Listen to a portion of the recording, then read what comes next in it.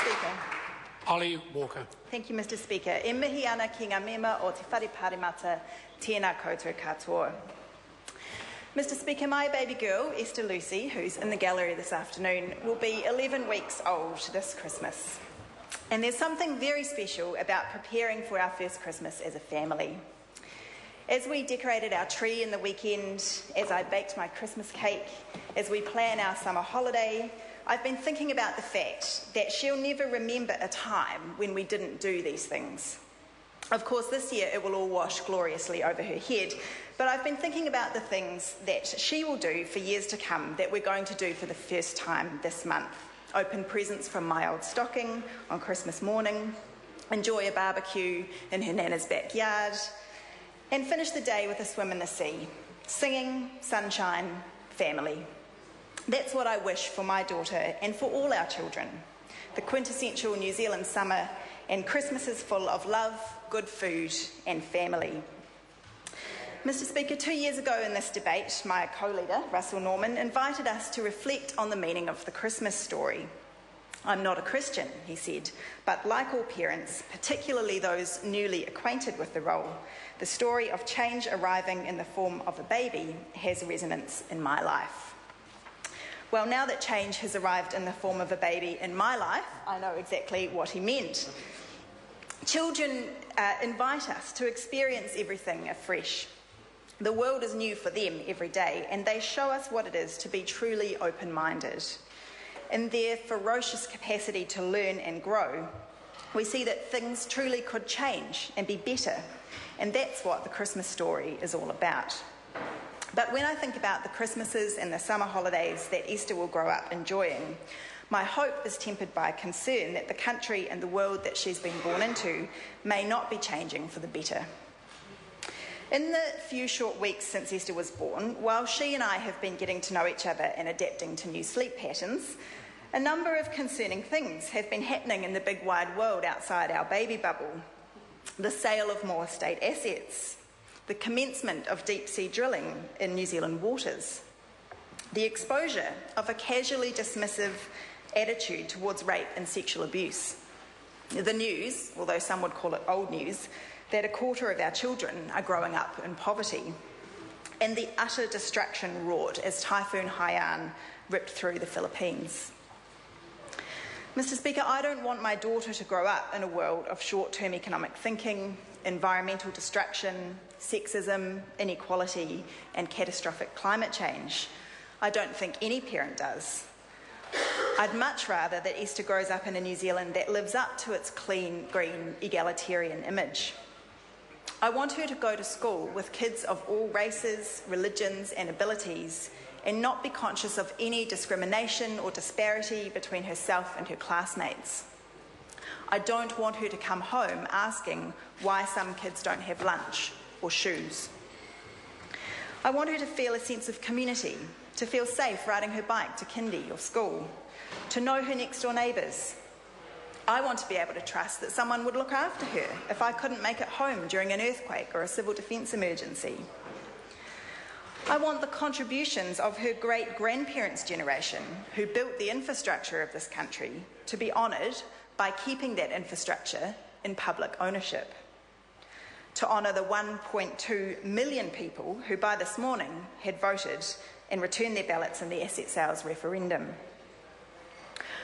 I want her to grow up swimming at Petone Beach and in the Hutt River, like I did, as well as at beaches and rivers that we will take her to on holiday around the country. Yet, according to the Ministry for the Environment, 2/3 of our monitored river sites are currently unsafe for swimming. I want her to explore our wild and remote places, to marvel at towering mountains and deep icy cold lakes, to breathe in that unmistakable scent of the New Zealand native bush, not from the window of a monorail, but on foot or by mountain bike or kayak, and preferably not with a view of an open pit coal mine. I want her to feel safe and secure as a girl and a young woman, to celebrate her body and her gender without fear of persecution or abuse. I want her to have strong, beautiful, amazing role models like Lord and Eleanor Catton, like Valerie Adams and Lydia Ko, like Materia Ture, I want her to be able to marry anyone she likes. Well, at least we can tick that one off, Mr. Speaker.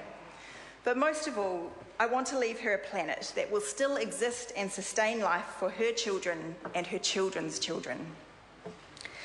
When I think about the global inaction and inertia in addressing catastrophic climate change, when I think about more floods and bushfires and typhoons and the death, destruction and dislocation they will bring, there are moments when I despair.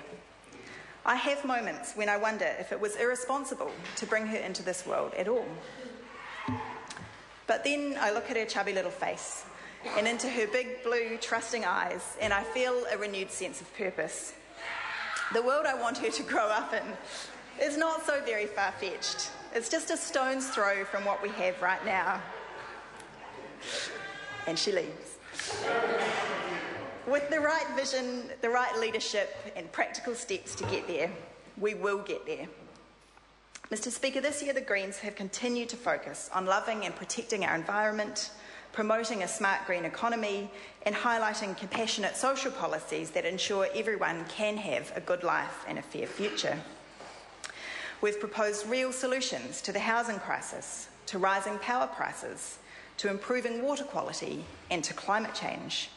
And we have fought tooth and nail to oppose the sale of our state assets and to show this government that they have no mandate to sell them. I'm proud to be a part of a party that is working hard to create the kind of future I want for my daughter. And when she's old enough to understand, I'll be proud to tell her that that's what I come to work to do every day. The fact that I can come to work while still mothering my daughter is a sign that we've come a long way. And I want to start my end-of-year thanks with a thanks to you, Mr. Speaker, for agreeing to a new category of compassionate leave to allow me to be away from Parliament without affecting my party. Changes like these will hopefully encourage more parents of young children to consider a career in politics. There are many others who make my work and the work of all of us Green MPs possible and productive. Our fabulous staff, our dedicated interns, and the vast network of Green Party members, volunteers and staff around the country who put us here. There are those who make this place tick. The chamber and gallery staff who kept me supplied with endless glasses of water during my pregnancy. The messengers, the security team, Office of the Clerk, Hansard, the library, and of course the cleaners who deserve a living wage. And our families who now get us back for a few weeks. Thank you for supporting us and letting us do this mahi. When I return next year, it will be a real challenge, as you've seen, for my little family to help me combine breastfeeding, mothering and politics. But we are determined to do it.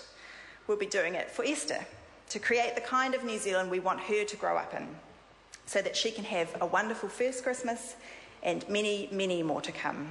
Nō reira, ngā mihi nui, aroha ki a koutou, and to all members of this House, I wish you a very Merry Christmas.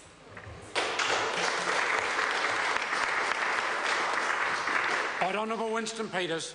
Mr. Speaker, the thanks of New Zealand First goes to the